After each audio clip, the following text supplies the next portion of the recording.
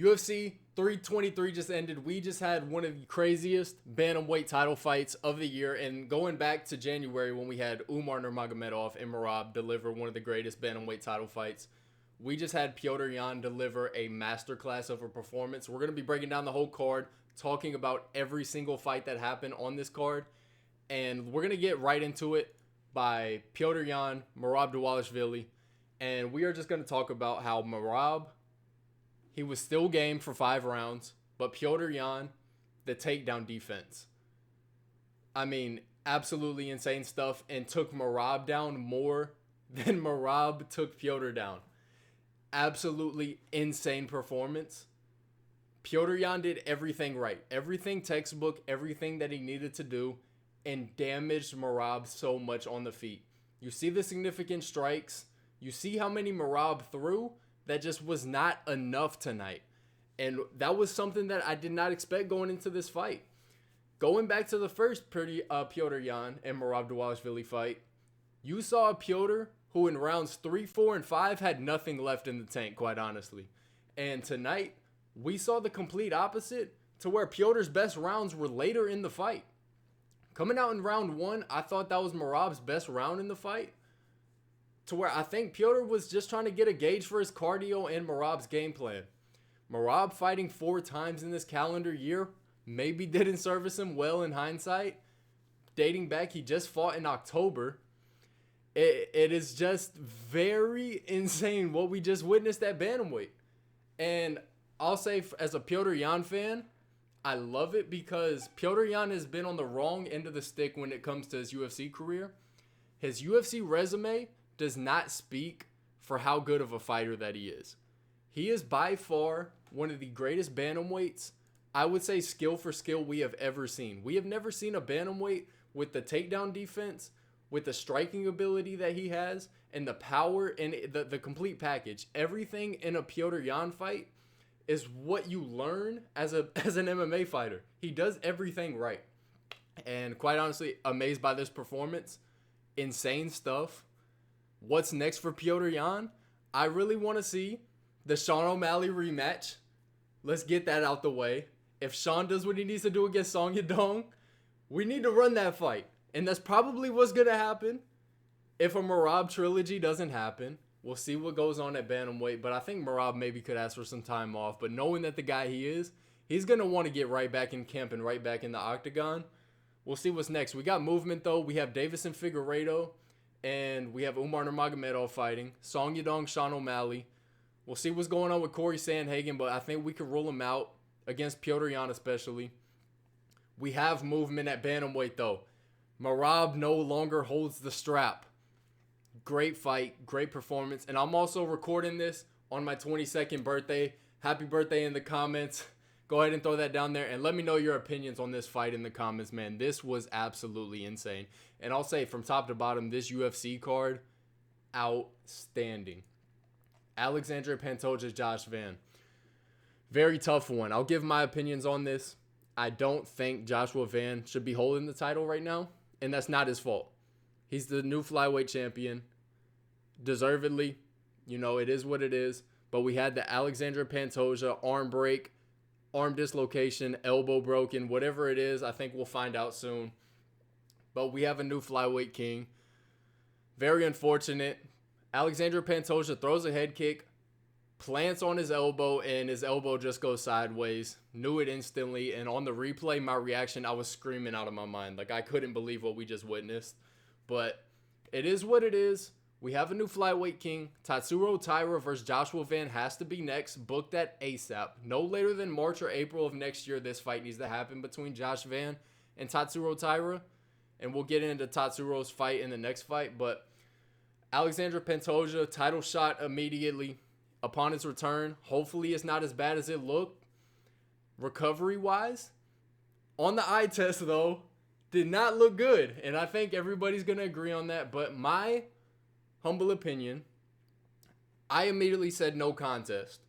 But I understand when a fighter can't continue, it's a TKO. It's the rules. It's what has to happen. It is what it is.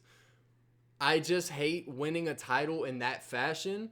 I don't think you should be a champion throwing 2 significant strikes if you didn't knock the guy clean out. You didn't come out on some Jorge Masvidal flying knee in the first 5 seconds.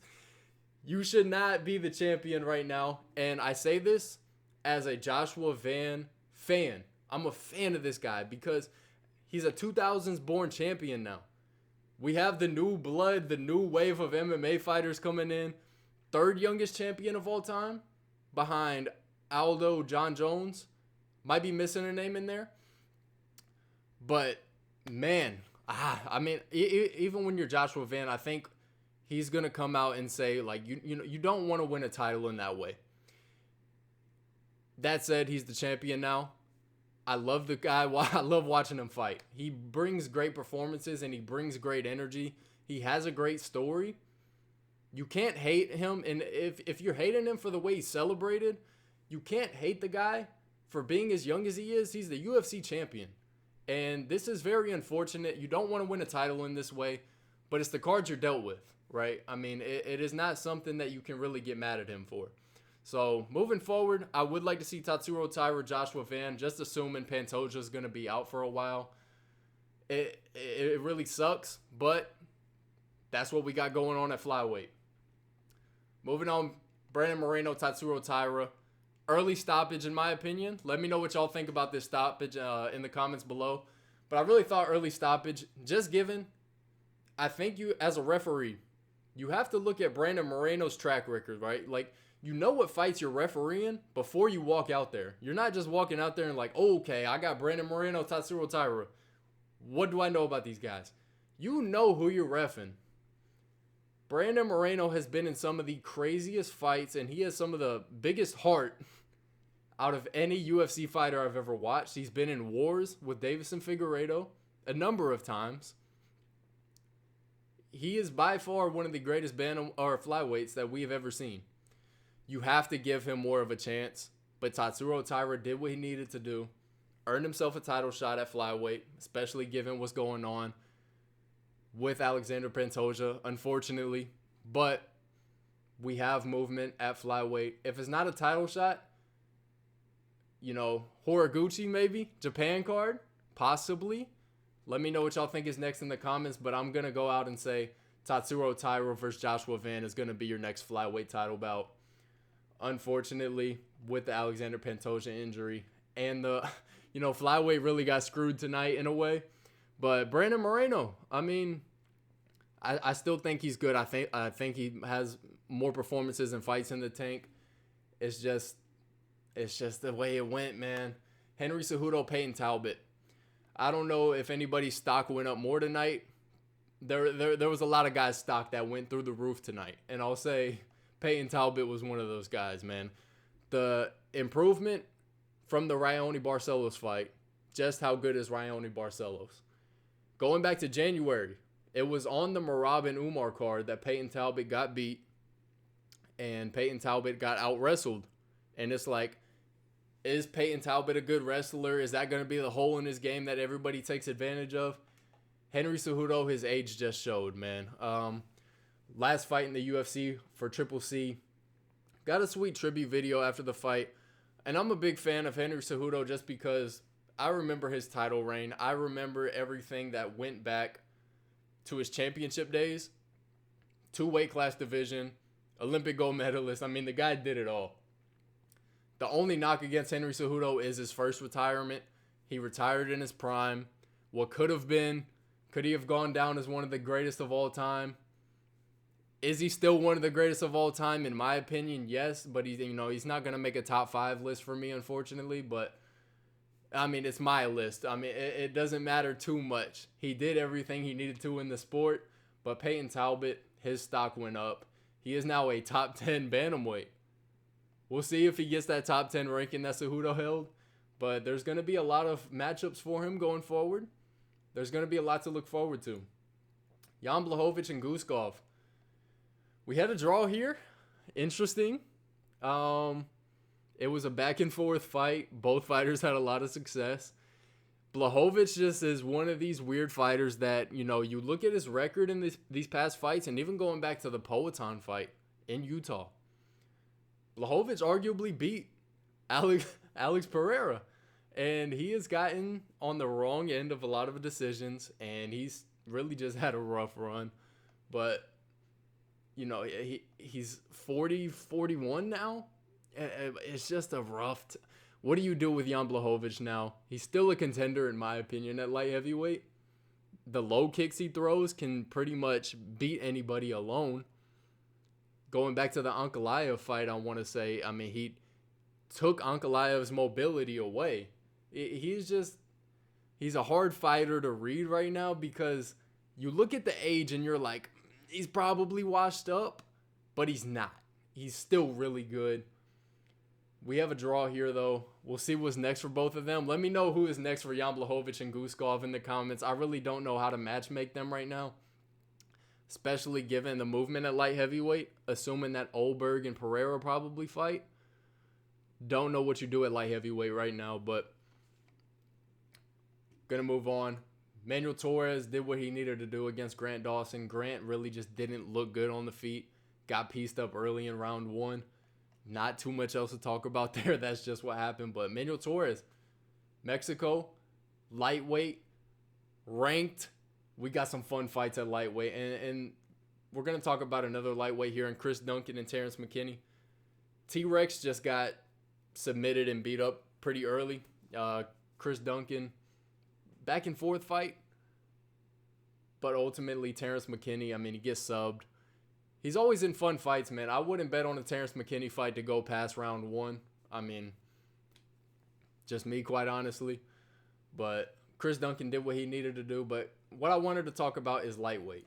I mean, we have so many fighters. And Dan Hooker, Benoit Saint-Denis just got announced. We have so much going on in this 55-pound division. And it just proves that it's the powerhouse division for the UFC. You have so many prospects and up-and-comers and good guys like Manuel Torres, like Chris Duncan. And we're going to talk about another in Fares Ziam in a little bit. There's so many up-and-coming guys, and there's so many good guys in these divisions that just keep producing great fights, great performances. That is like, there's not enough ranking spots. We need more than 15 ranking spots because we have guys like Chris Duncan, Manuel Torres, Fares Ziam, that to the casual fans, they might not know who they are. We need at least 30 rankings for lightweight. We need numbers by these guys' name because there's so many young killers in these divisions that are just all really good. Macy Barber did what she needed to do against Silva. Macy Barber, Mark Smith. Do we want to talk about him right now? I don't know. He had a rough night, in my opinion, as some of these refs did. But I'm going to get off Herzog and Mark Smith's back right now. But Macy Barber did what she needed to do against Silva. And yeah, Fares Ziam, I thought he looked amazing against Sadikov. I was really impressed by Fares Ziam. He did everything he needed to do. Didn't get hit and landed more strikes. He didn't take damage and he inflicted damage. What else can you ask for? And again, lightweight. We have lightweight killers on the up and coming. Marvin Vettori. We got vintage Marvin Vettori, just a blockhead who gets hit. And just, I really wish Marvin Vettori just planted his feet and threw more into his strikes because he would have so much more success if he just landed more powerful shots. The output, the chin, everything you want in an MMA fighter. I mean, he has good takedown defense for what it's worth. I mean, he's got everything except the punching power, man.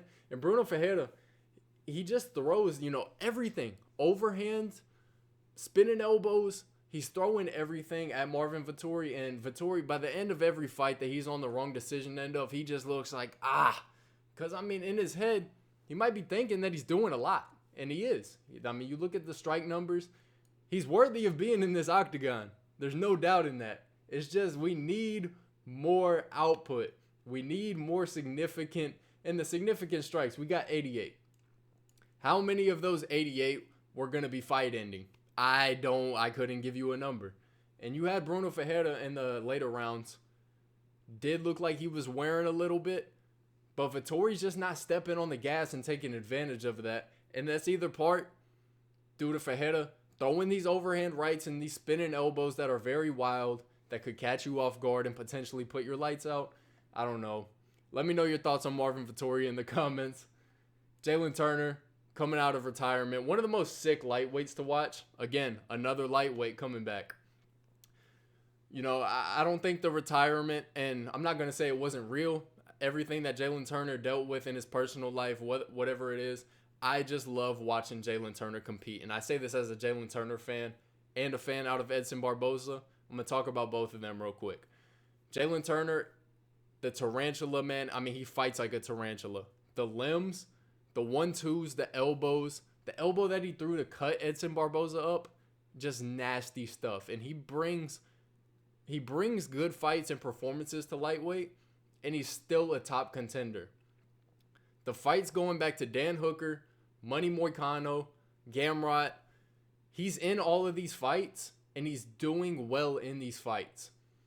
He is still worthy of being a UFC lightweight, and I think he should be ranked. He is that good, and to me, he's like a boogeyman type of fighter, man. Like, you can't count Jalen Turner out just because of his strengths. Now, his weaknesses, he does have them. But Jalen Turner is, on any night, he can beat anybody, I feel like. Edson Barboza, I feel like his time has just come. Don't really know why he's still fighting in the UFC. I really think he's just taking a lot of unnecessary damage at this point. Is he still good? Yes.